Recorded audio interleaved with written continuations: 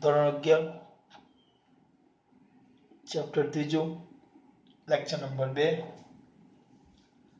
આપણે પહેલા લેક્ચરમાં ગતિ વિશેની વાત કરેલી પદાર્થ ગતિમાં હોય એની વાત કરેલી આપણે હવે આ લેક્ચરમાં આપણે વાત કરશું બે નવા શબ્દ જોઈશું એમાં આપણે જોયેલું ગતિ એટલે જ્યારે એક પદાર્થ બીજા પદાર્થની સાપેક્ષે સમય સાથે પોતાનું સ્થાન બદલતો હોય તો ત્યારે પહેલો પદાર્થ બીજા પદાર્થની સાપેક્ષે ગતિમાં છે તેમ કહેવાય બરાબર પછી ગતિમાં હતું ગતિ મિકેનિક્સ અને બે ભાગ હતા કાઇનેમેટિક્સ ડાયનેમેટિક્સ મિકેનિક્સ એટલે ભૌતિક વિજ્ઞાનની જે શાખામાં પદાર્થની ગતિનો અભ્યાસ કરવામાં આવે ગતિનો માત્ર અભ્યાસ કરવામાં આવે કારણોની ચિંતા કરવામાં આવતી નથી તો કાંઈ નહીં કાઇનેમેટિક્સ કારણોની ચિંતા કરવામાં આવે પદાર્થના ગુણધર્મોનો અભ્યાસ કરવામાં આવે તો એને કેવું કહેવાય ડાયનેમિક્સ યાદ આવ્યું આપણે આવું કંઈક ચલાવેલું સાદી માહિતી મેં તમને બધી આપેલી ગતિની વાત કરેલી પછી કણ 3 સવાલ ચલાવેલા એ જોઈ લેવાનું રિવિઝન થઈ જશે હવે આજે આપણે બે નવા શબ્દ જોવાના છે એક છે પથ લંબાઈ અહીંયા ધ્યાન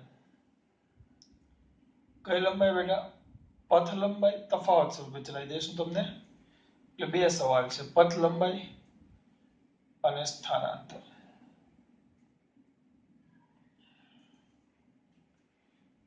પથ લંબાઈ અને સ્થાનાંતર આ બે માર્ક્સમાં પણ પૂછાય અને તમારો આનો દરેક મુદ્દો એક એમસીક્યુ પણ છે દરેક મુદ્દો એક એમસીક્યુ પણ છે બરાબર એક એમસીક્યુ પણ છે તો પહેલા પથ લંબાઈ પદાર્થે કાપેલા કુલ ગતિ પથની લંબાઈને ચલો પહેલા સમજાવું આ ઉદાહરણ મેં કદાચ આગળ લીધેલું વિચારો એક સિમ્પલ ઉદાહરણ લઈ લઈએ એક વ્યક્તિ છે છગન આ છગન ઉભો છે બરાબર હવે છગન આ રસ્તા પર આમ ચાલતો ચાલતો આમ જાય આમથી આમ છેલ્લે અહીંયા આવે છગન અવાર છે અહીંયા કોણ ઊભી છે છગની તો એ આમ ગતિ કરતો આ રસ્તા પર ચાલતો છેલ્લે કોની પાસે આવે છગની પાસે ચાલતો છેલ્લે કોની પાસે આવે છગની પાસે તો આ જે કર્યું ને તો આ ગતિપથ આખોનો આ ગતિનો પથ છે આ માર્ગે ગતિ કરે બરાબર તો પથ લંબાઈ એટલે પદાર્થે કાપેલા ગતિપથની આ ગતિપથની કુલ લંબાઈને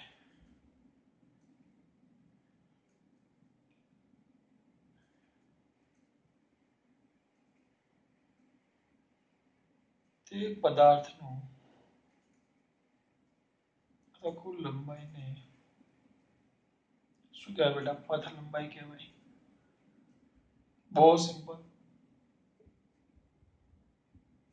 આખો પથ લંબાઈ આ બધું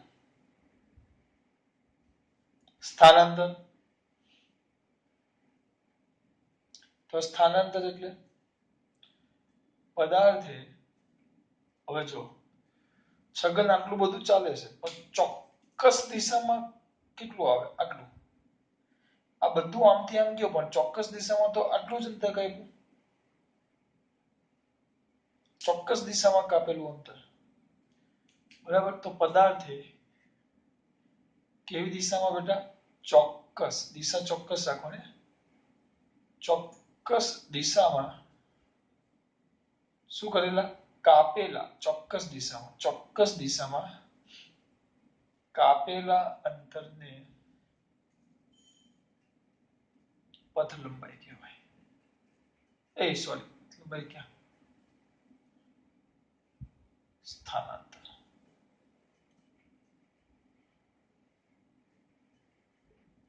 યાદ રાખજો આ બે મુદ્દા પદાર્થે ચોક્કસ દિશામાં કાપેલા અંતરને શું કહેવાશે સ્થાનાંતર એનું સ્થાનાંતર થાય અને પથ લંબાઈ તો આ આખું ફરી પાછું અહીંયા આવ્યું તો એનું શું થઈ જશે પથ લંબાઈ એનું બીજું ઉદાહરણ લેવું હોય તો વિચારો કે આમ વર્તુળાકાર માર્ગ છે વર્તુળાકાર તો વર્તુળાકાર માર્ગ આવે તો અહીંયાથી શરૂ થાય, કોઈ વ્યક્તિ ચાલે છે તો આમ ચાલીને આખો ફરીને પાછો આવે, બરાબર, આખો ફરીને પાછો આવે તો આના પરથી તમને એમ કહ્યું કે આનું સ્થાનાંતર કેટલું, આનું સ્થાનાંતર કેટલું, શરૂ કર્યું ત્યાં ત્યાં પાછું આવ્યું, સ્થાનમાં ફેરફાર થયો ના, તેનું સ્થાનાંતર કેટલું થઈ ગયું, શૂન્ય. અને અંતર અથવા તમને કોઈ પથ લંબાઈ પૂછે તો પથ લંબાઈ, તો પથ લંબાઈ આખું ફરીને પાછું આવ્યું તો આ તો વર્તુળના પરિઘ જેટલું થઈ ગયું. જો આ વર્તુળની ત્રિજ્યા, આ કેન્દ્રથી ત્રિજ્યા કેટલી હોય r, તો પથ લંબાઈ એટલે પરિઘ એટલે 2πr જેટલું થાય. અથવા સ્થાનાંતરને બીજું લખવું હોય અથવા બીજી વ્યાખ્યા લખવી હોય તો ચોક્કસ દિશામાં, કેવી બેટા, ચોક્કસ, કેવી દિશામાં, ચોક્કસ, ચોક્કસ દિશામાં પદાર્થના, ચોક્કસ દિશામાં પદાર્થના સ્થાનમાં થતા ફેરફારને, ફેરફારને તે પદાર્થનું સ્થાનાંતર કહેવાય.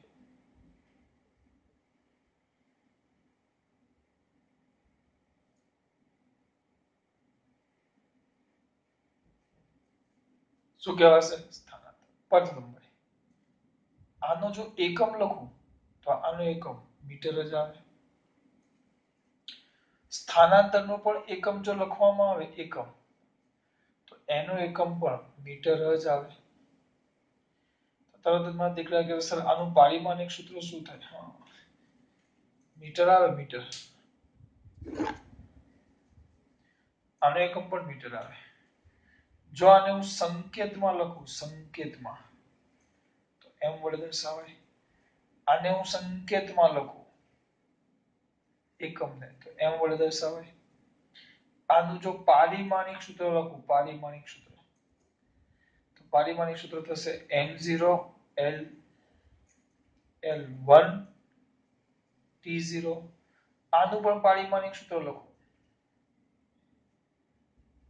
m0 l1 t0. આની વાત કરું તો પથ લંબાઈ, યાદ રાખજો આ કેવી રાશિ છે, અદિશ રાશિ છે. સર અદિશ રાશિ એટલે એને દિશાની જરૂર નથી. જ્યારે આ કઈ રાશિ છે, સદિશ રાશિ છે, એ આપણે ચોથા પાઠમાં ભણશું. ચિંતા નહીં કરતા, કમ્પ્લીટ ભણશું. આદિશ રાશિ એટલે એમાં દિશા ન આવે, ખાલી મૂલ્ય જ આવે. જ્યારે આ સદિશ રાશિ, આમાં દિશા આવે, કારણ કે આ ચોક્કસ દિશામાં સ્થાનમાં થતા ફેરફારને સ્થાનાંતર કહેવાય. આ ચોક્કસ દિશામાં સ્થાનમાં થતા ફેરફારને સ્થાનાંતર કહેવાય. એટલે આ કઈ રાશિ કહેવાશે, સદિશ, આદિશ, સદિશ, અદિશ. પછી હંમેશા અંતર છે, કાપેલા ગતિપથની કુલ લંબાઈ, લંબાઈ તો લંબાઈ હંમેશા કેવી હોય, ધન જ. એટલે કે આ પથ લંબાઈ છે એ હંમેશા, હંમેશા ધન જ હોય. હા સોરી,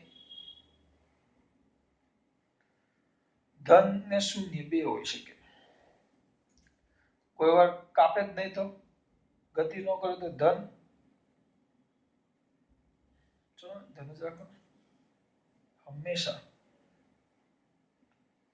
આ કેવી હોય, ધન જ હોય. તો ગતિ ન કરે તો પછી વાત જ ન થાય ને. અને આ ધન, તો ધન, ઋણ કે શૂન્ય હોઈ શકે. સર આ સમજાવશો, સમજાવો, બે સમજાવીશ, ચિંતા નહીં કરો, બે સમજાવીશ. આ ધન જ હોય, આ ધન, ઋણ કે શૂન્ય હોય. પછી આમાં શું લખશું આપણે, આ જો તફાવતમાં આવે, તફાવતમાં તો કયા કયા મુદ્દા આવે, આ તફાવતના મુદ્દા નથી, આ ત્રણ તો એક સરખા મુદ્દા છે. આ ત્રણ સમાન મુદ્દા કહેવાય, આ ત્રણ. એટલે આ તફાવતમાં ન લખી શકો તમે, આ તો સમાન મુદ્દા છે. તફાવતમાં પહેલો, આ પહેલો, બીજો ત્રીજો, બીજો ત્રીજો. ખબર પડે છે, સામાન્ય મુદ્દા છે આ બધા. પહેલું, પદાર્થે કાપેલા ગતિપથની કુલ લંબાઈને તે પદાર્થ શું કહેવાશે, પથ લંબાઈ કહેવાય. પદાર્થને ચોક્કસ દિશામાં કાપેલા અંતરને અથવા ચોક્કસ દિશાના પદાર્થના સ્થાનમાં થતા ફેરફારને તે પદાર્થનું શું કહેવાશે, સ્થાનાંતર. એકમ મીટર, સંકેતમાં એમ વડે, પારિમાણિક સૂત્ર m0 l1 t0. એકમ મીટર સંકેત m ને પારિમાણિક સૂત્ર m0 l1 t0 આ દિશ રાશિ, કારણ કે આમાં માત્ર મૂલ્ય જ આવે. અને પેલી કઈ રાશિ છે બેટા? સદિશ રાશિ છે. જ્યારે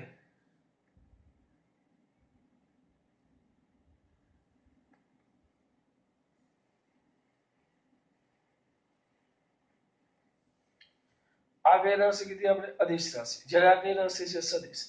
હંમેશા ધન જ હોય છે. જ્યારે આ ધન, ઋણ કે શૂન્ય. સર સમજાવો ને? ચલો સમજાવો.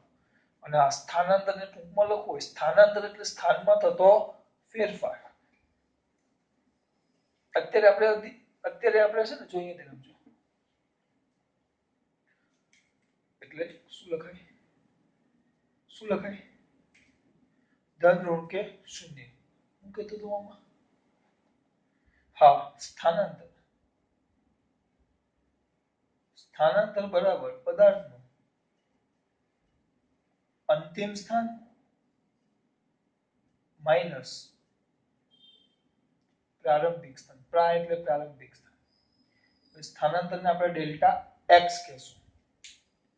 તો delta X is equal to અંતિમને હું x2 પણ કહેવાય ને xf પણ કહેવાય. f ફાઇનલ અંતિમ માઇનસ x2 સોરી x1 1 એટલે શરૂઆતનું, 2 એટલે અંતિમ, અથવા અહીંયા xf પણ લખે ફાઇનલ f અને i ઇનિશિયલ શરૂઆત xi પણ લખાય.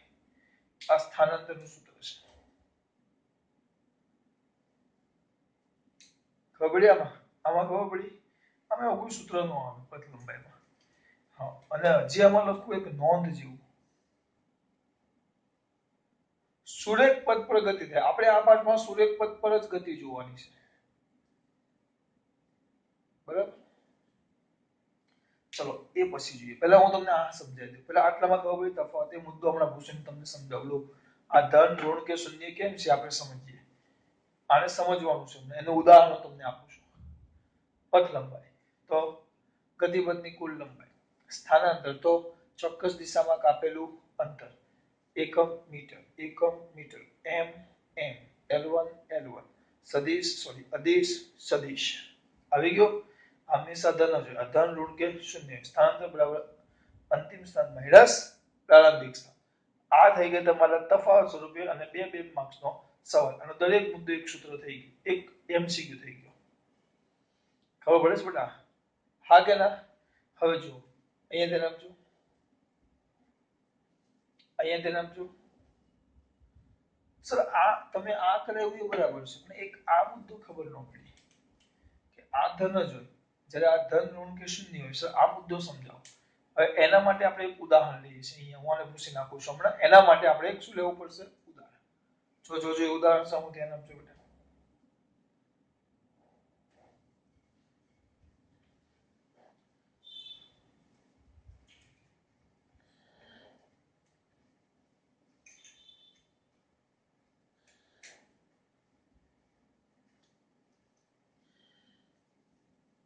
બોલો ક્યાં હતા આપણે?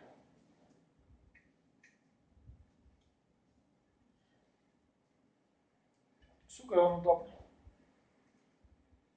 ઉદાહરણ. જો આ સંખ્યા રેખા છે. કઈ રેખા છે? સંખ્યા રેખા. ઉદાહરણ સમજાવું છું બેટા. આયામાક્ષોનું ઉગમ બિંદુ. આ +10 20 30 40 -10 -20 -30 40 50 50 સંખ્યા રેખા છે. હું શરૂઆત અહીંયાથી કરું છું 10 થી. બરાબર? આપણો પદાર્થ પહેલા એ સ્થાન પર છે. એ કયા સ્થાન પર છે? એ. કયા સ્થાન પર છે? એ. હવે એ થી ગતિ કરતો કરતો બી સુધી પહોંચે છે. બી સુધી. ચલો એ થી બી સુધી પહોંચે તો આ બાજુ આપણે અંતર શોધતા થશે. પહેલા કિસ્સામાં અંતર એટલે કે તમારું અંતર લંબાઈ પણ કહેવાય, પથ લંબાઈ. અને આ આપણું સ્થાનાંતર. આ શું બેટા? સ્થાનાંતર. આ શું? પથ લંબાઈ. આ સ્થાનાંતર. બરાબર? તો પહેલા ક્યાંથી? AB.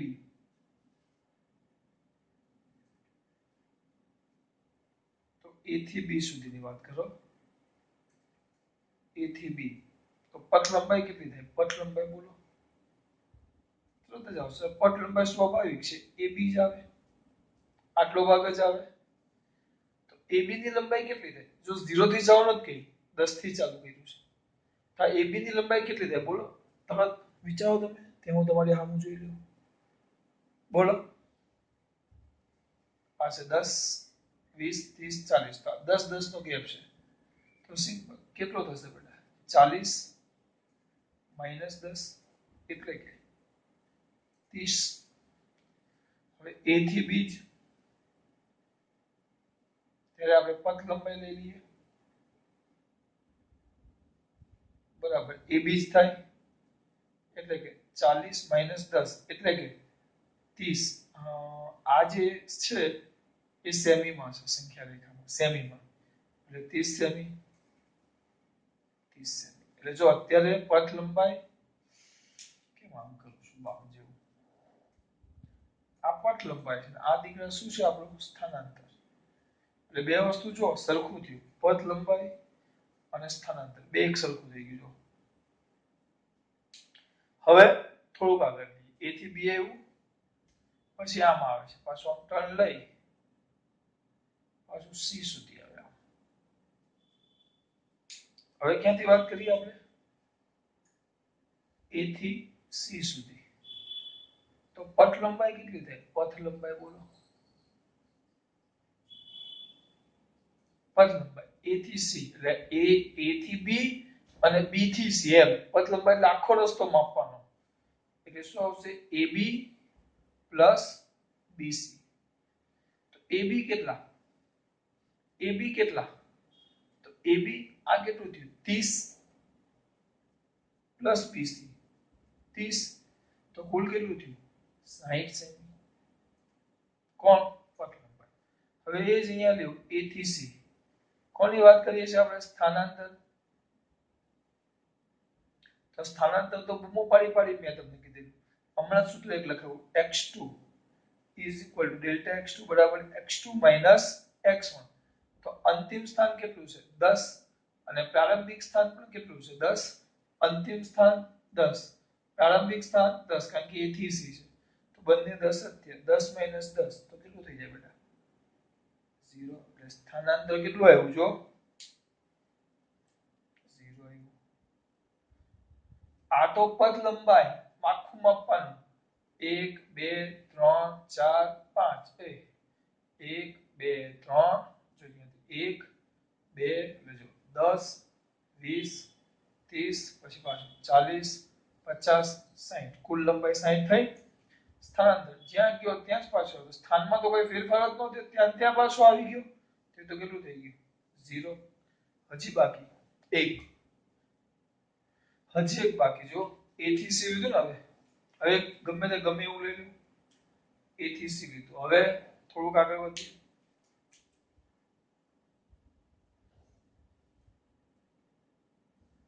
A થી D.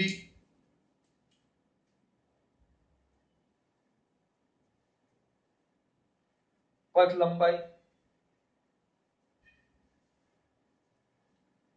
A થી B, B થી C, C થી D. AB plus BC plus CD. લંબાઈ માપવાની છે, લંબાઈ. તો 1 2 3. તો AB કેટલા? 30. BC 1 2 3 એટલે કેટલા? 30. CD 10 અહીંયાથી ગણો 10 20 30 40 એટલે આ કેટલા? 40. તો કુલ કેટલા થયા? 100 સેમી. એટલે પથ લંબાઈ કેટલા સેમી આવી? 100 સેમી. જો જઈ જ વસ્તુ આમાં લખો. એ થી ડી. તો આપણે તો શું લખીએ છીએ સ્થાનાંતર? તો વિપુલ સરે બૂમો પાડી કીધું સ્થાનાંતર એટલે સૂત્ર લખી નાખવાનું. કયું? ડેલ્ટા x બરાબર x2 માઇનસ x1. ચલો અંતિમ સ્થાન x2, અંતિમ સ્થાન d છે. d બરાબર -30. d બરાબર -30 અને એ પ્રારંભિક સ્થાન. તો વચ્ચે આ માઇનસ, પ્રારંભિક સ્થાન કેટલું છે? 10. તો જવાબ કેટલો આવ્યો? -40 સેમી. 0 સેમી. સર -40 સેમી આવ્યો એટલે આ -40 સેમી આવ્યો એટલે -40 સેમી આવ્યો એટલે ગભરાઈ ન જવાનું. આ માઇનસ શું દર્શાવે? પાછળની તરફ. આમાં એક પરિમાણમાં ગતિ કરીએ છીએ આપણે, એક જ પરિમાણમાં. એટલે આપણી પાસે બે શક્યતા છે. અહીંયા ઊભો ત્યાં હું ક્યાં આગળ જાઉં, ક્યાં હું પાછળ જાઉં. અહીંયા ઊભો તો ક્યાં આગળ જઈ શકું, ક્યાં હું પાછળ જઈ શકું. જો આગળની બાજુનો ધન લેવું તો પાછળની બાજુની કેવી લેવાની? ક્યાં હું ઉપર જઈ શકું, ક્યાં હું નીચે જઈ શકું. બે જ શક્યતા છે. ક્યાં આગળ જઈ શકું, ક્યાં પાછળ જઈ શકું. ગરબાના ગોષ્ઠી આપણે નથી કરતા. ક્યાં આગળ જાઉં, ક્યાં પાછળ જાઉં. હા, એટલે આમાં બે જ શક્યતા. આપણું સૂત્ર શું હતું? આપણે કીધેલું શું કે પથ લંબાઈ જો 30, 60 ને 100 ત્રણે ત્રણ ધન જ છે. ગમે તે જોઈ લો. એટલે પથ લંબાઈ હંમેશા ધન. સ્થાનાંતર 30, 0 અને 40 એટલે ધન, શૂન્ય કે ઋણ હોઈ શકે. હાગે ને? હવે આ ખાલી વધારાનું નોંધ માટે લખી નાખવાનું. નોંધ એક પરિમાણ માટે. આ એક પરિમાણમાં ગતિ છે આપણે. તો જો એક પરિમાણમાં ગતિ હોય, કયા પરિમાણમાં ગતિ હોય બેટા? એક પરિમાણમાં. કયા પરિમાણમાં ગતિ હોય? એક પરિમાણમાં. તો જો એક પરિમાણમાં ગતિ હોય તો આગળની દિશા તમે કેવી લો બેટા? ધન. તો પછી પાછળની દિશાને કેવી લેવી પડે? ઋણ. તમે આમાં ગમે તે ધારી શકો, પણ આપણે આગળની દિશાને ધન જ લેશું, પાછળની ઋણ. ઉપરની દિશા, જો ઉપર તરફ તમે ધન લ્યો તો નીચે તરફ કેવું લેવું પડે આપણે? દાખલામાં કામ આવશે. અને આના દાખલામાં એટલું બધું કઈ હશે. હવે તમને એક મુદ્દો સમજાય ઉદાહરણ પરથી કે પથ લંબાઈ ઓલવેઝ ધન જ હોય અને સ્થાનાંતર 0 ધન, શૂન્ય કે ઋણ હોઈ શકે. હવે તફાવત જો યાદ રાખવાનું. તમારે તફાવત બે સવાલ અને બધા નાના નાના MCQ સોલ્વ થઈ ગયા. ધ્યાન રાખજો. હું જે કહેવા માંગુ છું ખબર પડે છે કે ના કે ના? હા, આગળ. હા, એટલે એવું નહીં. જો પથ લંબાઈ અને સ્થાનાંતર એક સરખા પણ થાય. જો એક જ દિશામાં સીધો જ ગતિ કરતો હોય માત્ર. આ દાખલા તરીકે આ રસ્તો છે, રસ્તામાં એ ખાલી અહીંયાથી એક વ્યક્તિ સીધો ગતિ કરીને અહીંયા સુધી આવી જાય અહીંયા. તો આ જેટલી પથ લંબાઈ છે એટલું જ એનું શું થશે? સ્થાનાંતર. જેટલી પથ લંબાઈ છે એટલું જ એનું શું થશે? સ્થાનાંતર. એ આ દર્શાવે છે. હા, પછી એ જ રસ્તામાં આમ આગળ જઈને પછી પાછો આવે તો બદલાઈ જાય. એ આમાં જ બતાવે. જો પહેલા 10 ઉપર ઉભો તો હું અહીંયા 10 ઉપર ઉભો છું. તો પહેલા મેં શું કર્યું? કેટલા? 10, 20 આ 3 સ્ટેપ ચાલ્યો એટલે બી સુધી આવી ગયું. ચલો હું અહીંયાથી આટલો આવ્યો તો અંતર ને સ્થાનાંતર બે એક જ થાય. બરાબર? હવે હું અહીંયાથી પાછો આમ ગયો તો અંતર 30 ને 30 60. સ્થાનાંતર પાછો મારા મૂળ સ્થાને જ આવી ગયું. સ્થાનાંતર કેટલું થઈ જાય? 0.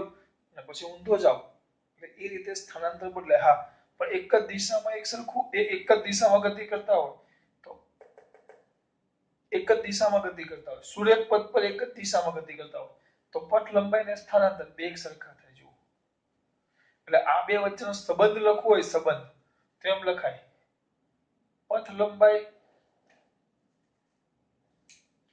If you want to the relation between these two, એટલે જો તમે પથ લંબાઈ, આ બધું MCQ માં અમુક વાર પૂછે, પથ લંબાઈ અને સ્થાનાંતરની વાત કરો તો પથ લંબાઈ એ મોટા જ હોય અથવા સ્થાનાંતર કરતા પથ લંબાઈ વધારે જ હોય. જો 30, 60, 100 તો વધારે જ છે, અથવા કોઈક વાર એના જેટલું હોય.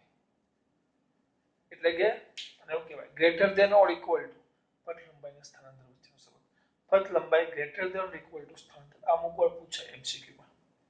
આ બધું એમસીક્યુ માં આવે, દાખલામાં તો સિમ્પલ આવશે, અલગ આવશે આખું. આ બધું દાખલા એમસીક્યુ માટે થોડુંક દાખલા માટે તૈયાર કરાવું છું. ખબર પડી આપણે આજે આપણે ભણ્યા પથ લંબાઈ અને સ્થાનાંતર. થોડુંક રોજ આગળ આવશે. હવે એક બીજી વાત છે નિર્દેશ ફ્રેમ. કઈ ફ્રેમ બેટા? નિર્દેશ ફ્રેમ.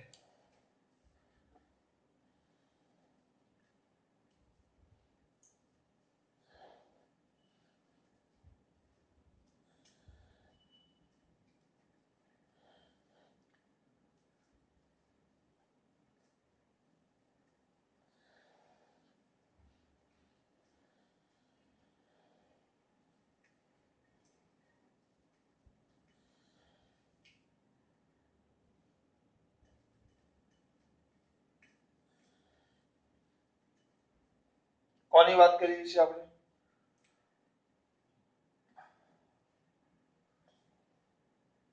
નિર્દેશ ફ્રેમ. આની વધુ માહિતી ચેપ્ટર નંબર 5 માં આવશે, પણ અત્યારે ખાલી વ્યાખ્યા સ્વરૂપે આપણે જોઈ લઈએ નિર્દેશ ફ્રેમ. વ્યાખ્યા એવી છે કઈ અવલોકનકાર. અવલોકનકાર જે સ્થળેથી અને જે પરિસ્થિતિમાં રહીને જે સ્થળેથી જે પરિસ્થિતિમાં રહીને અવલોકન કરે તેને નિર્દેશ ફ્રેમ કહેવાય. ફરી પાછું કોણ બેટા? અવલોકનકાર. કયો કાળ? અવલોકનકાર. શામાં ખબર ન પડે. દાખલા તરીકે આપણે યાદ કરો કે ટ્રેનની વાત કરેલી પહેલામાં કે આ બાજુ ઐશ્વર્યા બેઠેલી, ડબ્બામાં સામસામે હું તમારા ટીચર બેઠેલા. તો ઐશ્વર્યા અમને બેને જોતી હતી, અથવા હું ઐશ્વર્યા અને બેને જોતો હતો તમારા ટીચરને. તો એ અમે જ્યાંથી હું જે ખુરશી પર બેઠો હતો અને જે રીતે બધાનું અવલોકન કરતો હતો, એટલે અવલોકનકાર એટલે હું કહેવાય હું જે સ્થળેથી અને જે પરિસ્થિતિમાં અવલોકન કરતો, એ જે પરિસ્થિતિ છે પરિસ્થિતિને કહેવાય નિર્દેશ ફ્રેમ. દાખલા તરીકે ઐશ્વર્યા બાકડા પર બેઠેલી તો બાકડાને અનુલક્ષીને આજુબાજુ બધાનું અવલોકન કરે. હા, બાકડાને આજુબાજુની વસ્તુને અનુલક્ષીને અવલોકન કરે. જો દાખલા તરીકે તમે અહીંયા જુઓ તો હું ગતિમાં છું કે સ્થિર છું? તમે કહેશો સર સ્થિર છું. તમે શું કરો? તરત આ બોર્ડને જુઓ, આ છેડાને જુઓ અને એની સાપેક્ષે મારું સ્થાન નક્કી કરો. તમે હવે જો હું થોડોક આમ જાઉં તો સર તમે ગતિ કરો છો. કેમ? કારણ કે હું આની નજીક આવું છું. તમે આને અનુસરો છો. તમે આ જે બોર્ડ છે, આ દિવાલ છે, એને તમે એક નિર્દેશ ફ્રેમ લઈ લીધી છે જે મારું સ્થાન નક્કી કરે. યાદ રાખજો. એટલે એક વસ્તુ અહીંયા ધ્યાન રાખજો. જો તમારે પદાર્થની ગતિની વાત કરવી હોય, જો તમારે પદાર્થની ગતિની ચર્ચા માટે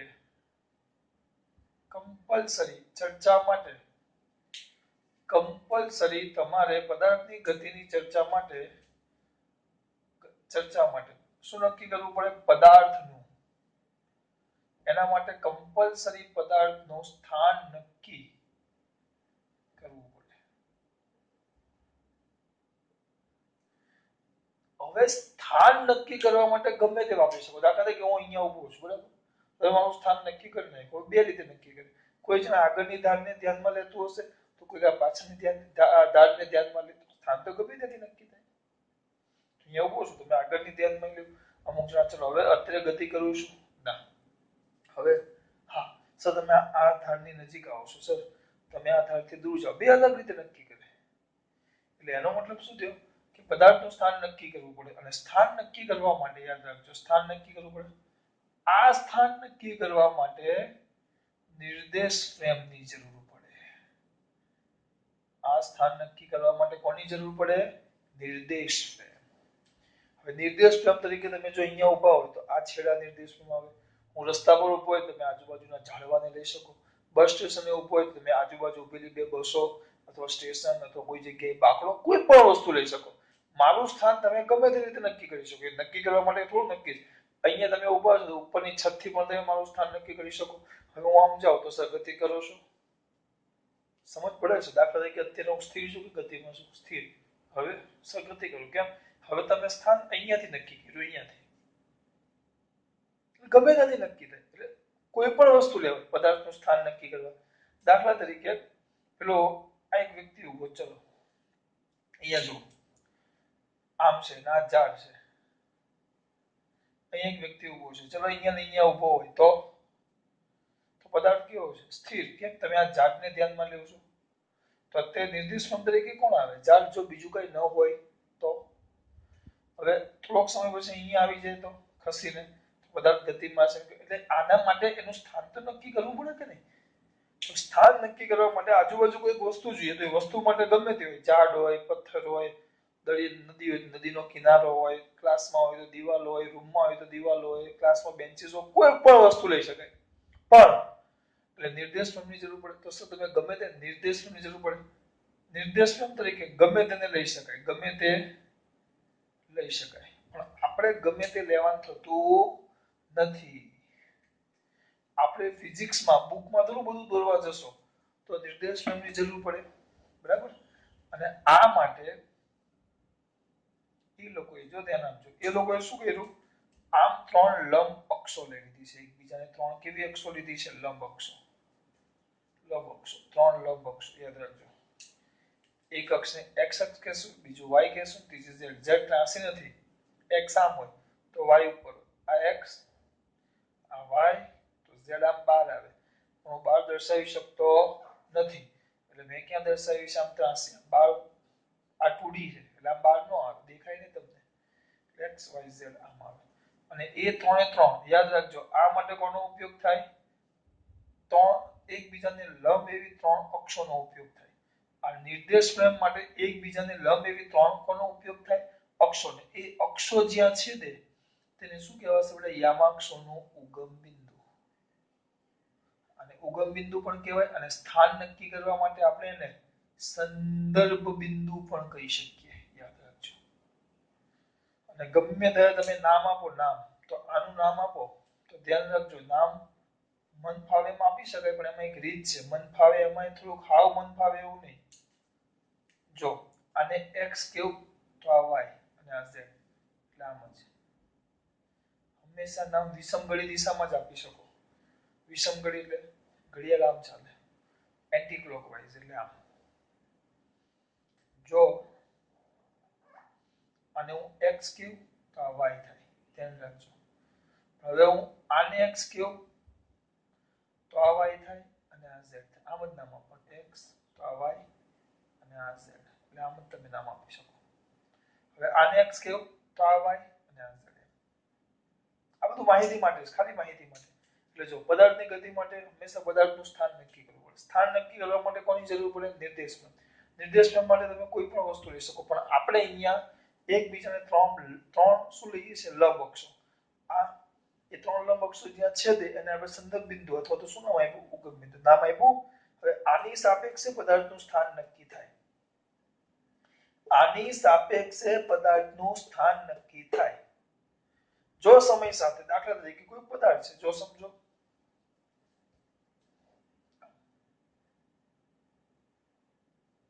હવે હું તમને છે ને સરળતા માટે, એવું સરળતા કરતા કાંઈ નહીં. પહેલા શરૂઆતમાં આપણો કણ અહીંયા હતો, કોઈ કણ અથવા પદાર્થ જેના યામ છે આ એક્સ, આ વાય, ઝેડ. યામ નક્કી કરતા તો આવડે ને? x1 y1 x1 y1 અને z1 છે. યામમાં ખબર પડે? યામમાં દાખલા તરીકે આમ લઈ લો સમજૂતી માટે. ઉગમ બિંદુ O, આ 1 2 3, -1 -2 -3, 1 2, -1 -2. વિચારો પહેલા કણ અહીંયા હતો તો આના યામ કેટલા થયા? 1,1. પછી એ અહીંયા પહોંચી ગયો તો આના યામ કેટલા થયા? x m 3 3,2.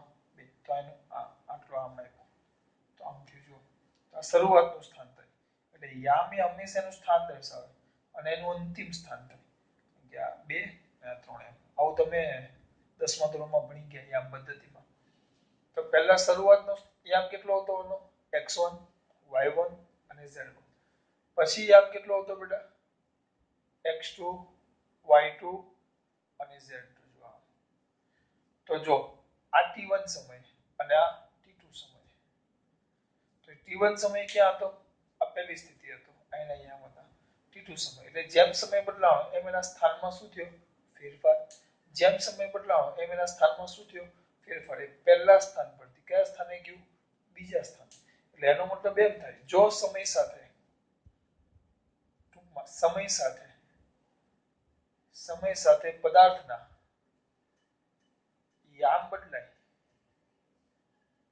યામ બદલાય તો પદાર્થ ગતિમાં છે તેમ કહેવાય તો પદાર્થ ક્યાં છે ગતિમાં છે તેમ કહેવાય આ ધ્યાન રાખજો સમય સાથે યામ બદલાવા જોઈએ જો હવે એમાંય ધ્યાન આપો ચલો સમય સાથે જો ધ્યાન આપજો સમય સાથે યામ બદલે તો જ પદાર્થ કેવો છે એમ કહેવાય ગતિમાં હવે એમાંય પાછું એમ આવે એક પરિમાણમાં ગતિ દ્વિપરિમાણમાં ગતિ અને ત્રિપરિમાણમાં ગતિ દાખલા તરીકે પહેલા એના યામ હતા x1 y1 z1 કયા સમય t1 સમય પહેલા t1 સમય આ યામ હતા અને એમાંથી એના યામ કેટલા થઈ ગયા x2 y2 z2 આ કયા સમય t2 સમય સોરી x2 y1 અને z1 કયા સમય t2 સમય તો આનો માત્ર કેટલો યામ બદલાવાનો જો y1 તો y1 z1 તો z1 x1 તો x2 તો સમય સાથે માત્ર એક જ યામ બદલાવાનો જો એક જ યામ બદલાવાનો તો એમ કહેવાય એક જ યામ જો સમય સાથે બદલાતો હોય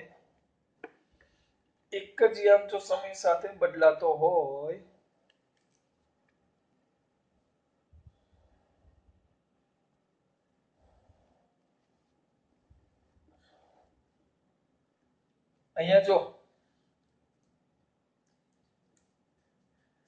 સમય સાથે માત્ર એક જ યામ બદલાય જો સમય સાથે એક જ યામ બદલાય જો એક યામ બદલાય એક જ યામ તેને એક પરિમાણમાં ગતિ કહેવાય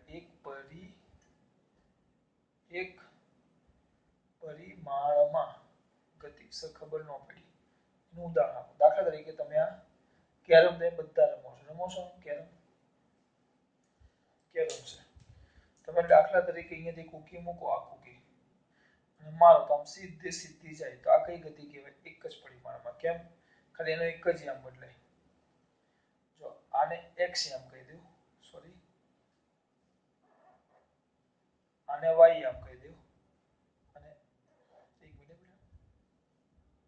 આને x યામ કહી દઉં તો જેમ આમ જતો જશે જેમ આમ જાય તો જો એનો આ y યામ તો ફિક્સ થઈ ગયો એ નહીં બદલાય હા પણ x યામ જો આ x યામ કૂકી જેમ આગળ જશે અહીંયા આવશે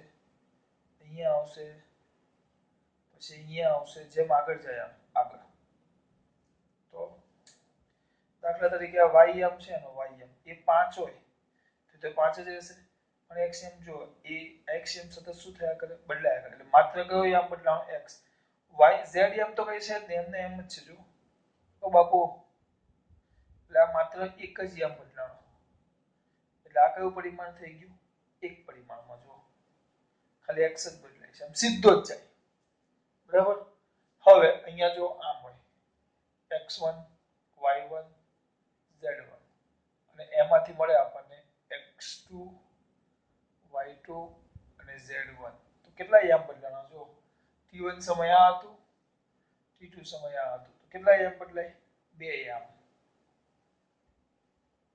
યામ બદલાય તો બે યામ બદલાય તો કયા પરિમાણમાં ગતિ થાય દ્વિપરિમાણમાં ગતિ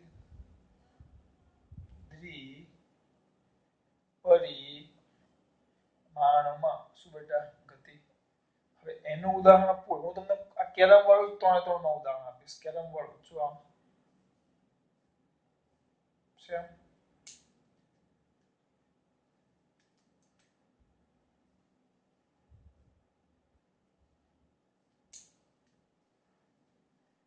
આમાં ખબર પડે છે બેટા પાછું અમુક ટાઈમ થશે વ્યવસ્થિત ખાલી એક જ કલર વાપરીએ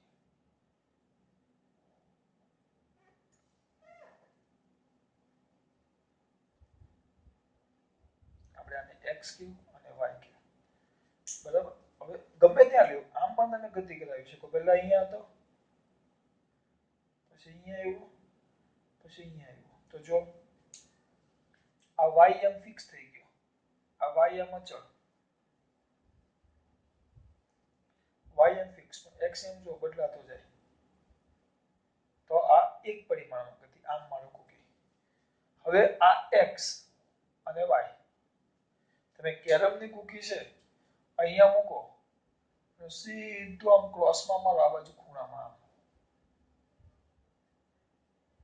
તો શું થાય બોલો આમ ક્રોસમાં મારો તો બેટા તો જોજો અહીંયા જો આ એક્સ આ વાય આ એક્સ આ વાય આ એક્સ આ વાય બે આમ બદલાય સમજ પડે છે એટલે બે આમ બદલાય તો આ કયા પરિમાણમાં ગતિ થઈ ગઈ ત્રિપરિમાણમાં એક પરિમાણનું બીજું એક ઉદાહરણ આપો દાખલા તરીકે એક પરિમાણનું બીજું ઉદાહરણ આપવું હોય તો એક પદાર્થ છે એક પદાર્થ છે પથ્થરને મૂકી દો તો પથ્થર સીધો ક્યાં જાય નીચે જ જાય પવન નથી તો આને કહેવાય મુક્ત પતન કીધું કે મુક્ત પતન એટલે બીજા ઉદાહરણમાં આવે મુક્ત પતન પામતો પથ્થર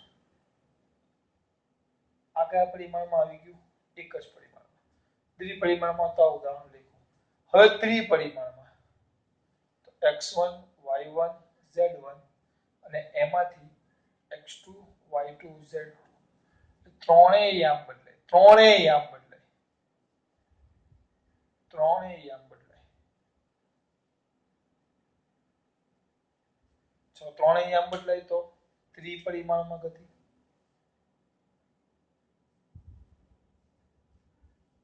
સાનું ઉદાહરણ આના ઉદાહરણ તો બહુ બધા છે પતંગિયાની ગતિ ગમે ત્યાં જાય બધા આમ બદલાય બરાબર તમે કેરમ મૂકો તો કેરમ આમ થાય સર કેરમમાં સમજાવો ને કેરમમાં સમજાવો આમ કેરમ હોય જો કોઈ વાર ફોર્મમાં આવી જાવ તમે અહીંયાથી કુકીને મારો જોરથી તો કુકી આમ અથડાય આમ ગતિ કરે એક્સ એ બદલાય વાય એ બદલાય ઝેડ એ બદલાય બધું બદલાય આમ કેરમ હોય સીધું આમ સીધી મારો તો એક્સ આમ મારો તો એક્સ ને વાય બે બદલાય આમ કેરમ છે આમ મારો તો એક્સ ને વાય બે બદલાય પણ જોરથી મારો તો આમ જાય તો એક્સ એ બદલાય વાય એ બદલાય અને આમ ઉપર જાય તો આ ઝેડ એ બદલાય જો ત્રિપરિમાણમાં એટલે ત્રિપરિમાણનું આ ઉદાહરણ છે ખાલી આના જગ્યાએ લખવું હોય તો પક્ષીની ગતિ પતંગિયાની ગતિ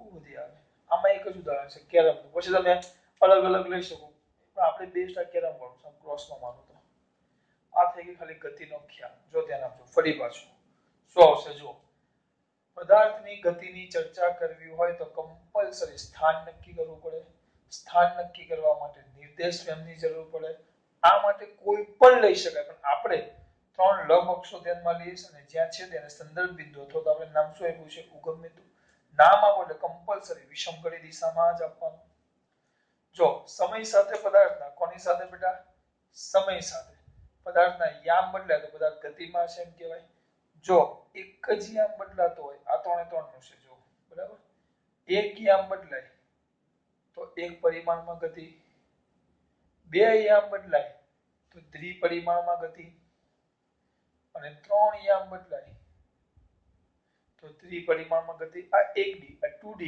3D 2D એટલે અત્યારે પિક્ચર જો પડદા પર 2D કે 3D પિક્ચર હું કોઈ જોતા હશો જેમાં ગોળી આવે ને તો આમ તીર સીધું તમારી ઉપર આવે 3D યાદ આવ્યું આપણે એમાં પડવાનું નથી આપણે ઉદાહરણ મુક્ત પતન કરતો પદાર્થ અથવા જો કેરમની કોઈ કેમ સીધી ગતિ કરે તો આ બધું સમજૂતી માટે છે કે ગતિની વાત તો સ્થાન નક્કી કરવું પડે સ્થાન નક્કી કર્યા વગર તમે ગતિની ચર્ચા કરી શકો નહીં સ્થાન નક્કી કરવું હોય તો નિર્દેશ એમાં માટે ગમે તે લેવાય પણ આપણે 3 લંબ અક્ષો લઈએ જ્યાં છે તેને સંદર્ભ બિંદુ કહીએ. નામ આપતી વખતે વિષમભરી દિશા યાદ રાખવાની.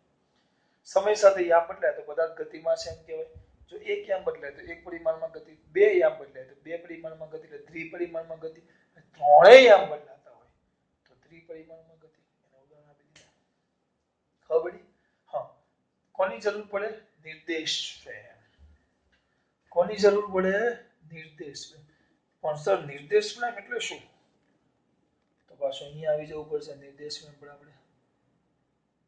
તો નિર્દેશ ફ્રેમ એટલે શું? અવલોકન કાળ. હા, અવલોકન કાળ જે સ્થળેથી જે પરિસ્થિતિમાં રહીને અવલોકન કરે તેને નિર્દેશ ફ્રેમ કહેવાય. નિર્દેશ ફ્રેમના યાદ રાખજો બે પ્રકાર છે. એક છે જડત્વીય નિર્દેશ ફ્રેમ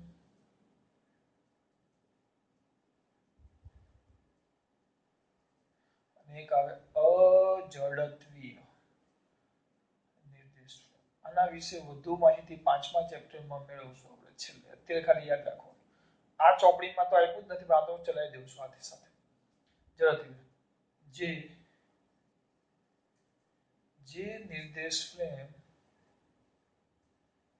જે નિર્દેશ ફ્રેમ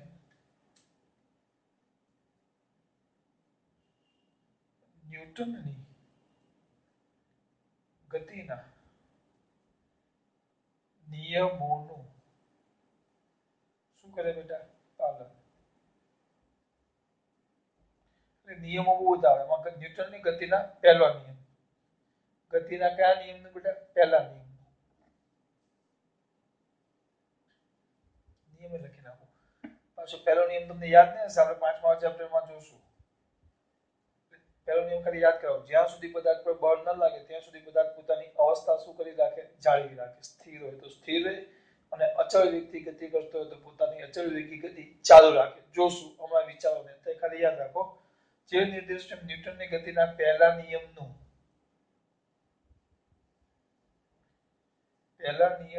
પાલન કરે તેને જડત્વીય નિર્દેશ ફ્રેમ કરે. નિયમનું પાલન ન કરે તેને અજડત્વીય નિર્દેશ ફ્રેમ કહેવાય. આગળ નિર્દેશ ફ્રેમ આવી બેટા જડત્વીય. જ્યારે આગળ અજડત્વીય. જે નિર્દેશ ફ્રેમ ન્યૂટનની ગતિના પહેલા નિયમનું પાલન કરે તેને જડત્વીય અને જે પાલન ન કરે તેને કઈ કહેવાશે બેટા? અજડત્વીય. આપણું કામ થઈ ગયું. આપણે કોની વાત કરીએ છીએ? નિર્દેશ ફ્રેમ. ખાલી પૂછાય તો લખવાનું. અવલોકનકાર જે સ્થળેથી જે પરિસ્થિતિમાં રહીને અવલોકન કરે તેને શું કહેવાશે? નિર્દેશ ફ્રેમ. એના બે પ્રકાર જડત્વીય અને અજડત્વીય. ન્યૂટનની ગતિના પહેલા નિયમનું પાલન કરે તો જડત્વીય, ન કરે તો અજડત્વીય. ચલો ખાસ વાત આટલું વ્યવસ્થિત લખી નાખજો. ખાસ વાત